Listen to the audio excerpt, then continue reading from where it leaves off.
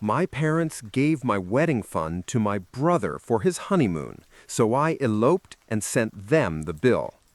The conversation began over a stilted Sunday dinner at my parents' impeccably clean dining room table.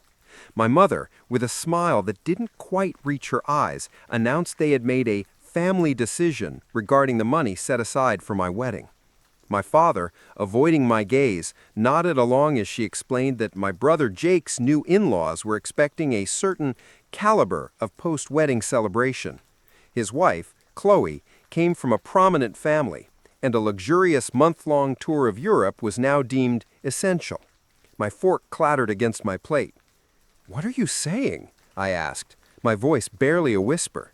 The fund wasn't some abstract pool of their money. It was a tangible promise, built over years from contributions my late grandmother had specifically left for me, with my parents as its stewards. My mother's smile tightened. "We've given it to Jake for his honeymoon," she said, as if announcing we were having pie for dessert. "It's a redistribution based on immediate need." I felt the air leave my lungs. Immediate need? Jake was a hedge fund manager. Chloe's father owned a chain of hotels. My fiancé, Liam, and I are teachers. We had budgeted every cent of that fund for a modest but beautiful day. "Grandma left that for me," I choked out, my eyes stinging with betrayed tears. My father finally looked at me, his expression stern. "And we are her executors. We've decided this is what's best for the family's image now. Jake's situation requires a certain standard." Liam, sitting beside me, placed a steadying hand on my knee under the table, but his own jaw was clenched tight. "A standard?" he asked, his voice dangerously calm. "And what standard does our wedding deserve?" My mother waved a dismissive hand. "Oh, you two are so pragmatic. You'll find a way. A simple courthouse ceremony can be so charming." The dismissal was a physical blow. Our dreams were being trivialized to elevate Jake's already gilded life. The ride home was silent, thick with a fury so potent I could taste it. Liam white-knuckled the steering wheel. "It's not about the money," he said, his voice low and shaking. "It's about the absolute lack of respect. They see us as an afterthought." I nodded, numb, watching the streetlights blur past. The unfairness was a crushing weight on my chest. We weren't asking for a month in Europe. We were asking for one day, our day. The next morning, fueled by a sleepless night of rage, I went to my parents' house to retrieve a forgotten jacket, hoping for a sliver of remorse. Letting myself in quietly, I heard my mother's voice from the kitchen, bright and gossiping on the phone with my aunt. I froze just outside the doorway, hidden from view. "Oh, Sarah will be fine," she said with a light laugh that made my blood run cold. "Jake, though, he needs the fairy tale. Qley comes from a much more influential family, you know. This isn't just a honeymoon. It's an investment in his social standing. It's where the right people will be." The truth was far uglier than I had imagined. It wasn't just favoritism. It was a cold, calculated social maneuver. And Liam and I were the sacrificial pawns. I backed out of the house silently, my tears now evaporated by a scalding heat of pure, unadulterated resolve. They thought we were pragmatic, simple. They would see just how pragmatic we could be.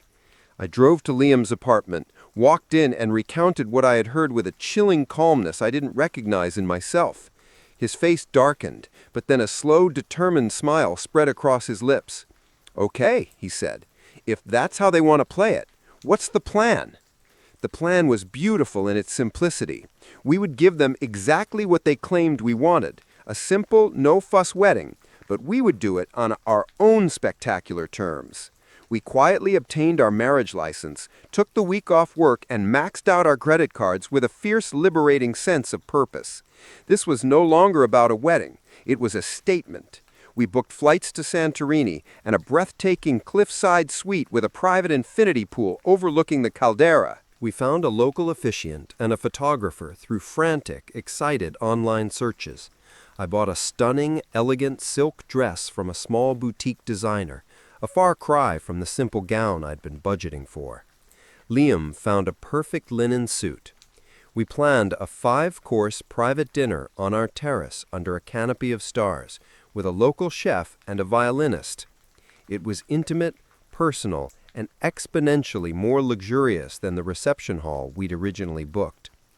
For 1 week, we disconnected entirely.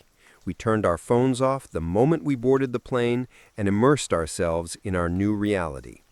The ceremony was at sunset, with the entire whitewashed island and the deep blue sea spread out below us.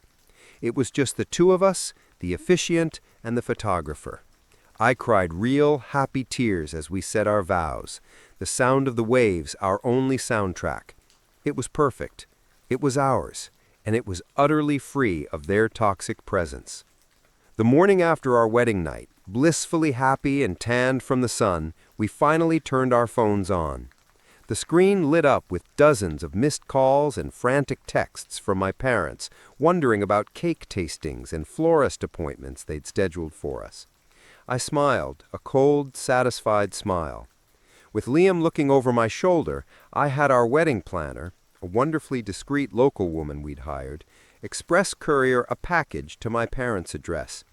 Inside was a detailed, itemized bill for our entire elopement. Every single cost was listed: first-class flights, the luxury suite for 7 nights, the private dinner, the photographer's fee, my dress, his suit, the officiant, even the champagne we'd toasted with. The total was a number so audacious it would make my father's accountant heart seize up, a sum triple what they had taken from me and given to Jake. Clipped to the top of the bill was a note, written on our hotel's elegant stationery. It read, "Per your advice, we kept it pragmatic. Per our taste, you can cover the bill for redistributing my wedding fund. Consider my portion of the family closed. P.S. The photos are stunning." We included one single breathtaking photo of us kissing as the sun dipped into the sea, a perfect silhouette of joy and defiance. We then turned our phones off again and spent the next week truly present in our honeymoon paradise, swimming in the Aegean, exploring ancient villages, and laughing with the absolute freedom of people who had nothing left to lose. We were no longer seeking their approval. We had taken back our power. The fallout awaited us upon our return.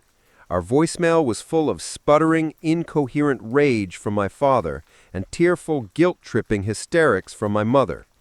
They called me ungrateful, selfish, manipulative. They screamed about the bill, demanding to know how I could be so irresponsible.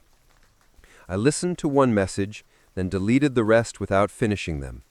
Their words had lost all power over me. Liam and I moved into our new home together, a small house we were buying on our teachers' salaries, and we built a life filled with genuine love, far from the conditional, transactional world of my parents. We framed the photo from Santorini and hung it in our living room, a daily reminder of the day we chose each other, absolutely and completely. My parents never paid the bill, of course. We never expected them to. The invoice itself was the point.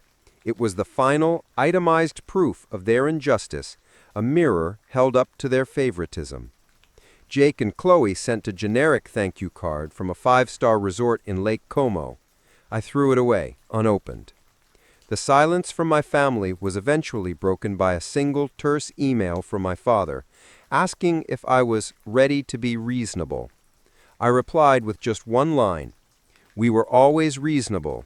You were always wrong." And then I blocked them all, finally and forever, closing the book on their drama and starting our own story, one we would write ourselves.